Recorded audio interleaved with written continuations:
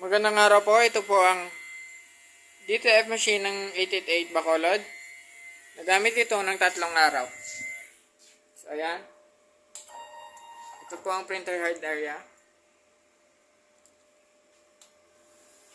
Yan naman po yung capping. Head clean.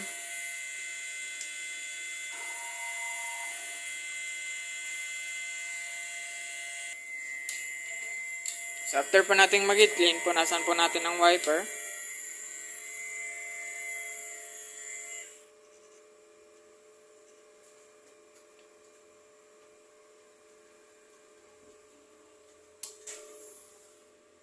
Nozzle check.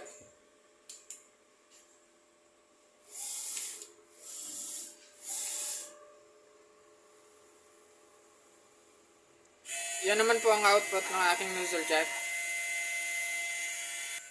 Yan naman po ang aking ink tank area. Tama lang po ang ink level nila. Ito naman po aking waste tank.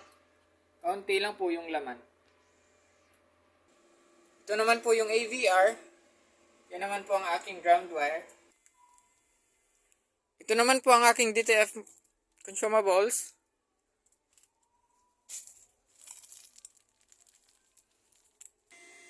Ito naman po yung aking consumables monitoring. Ito naman po yung manual inventory. Daily production log. Printer daily checklist. Yung weekly po.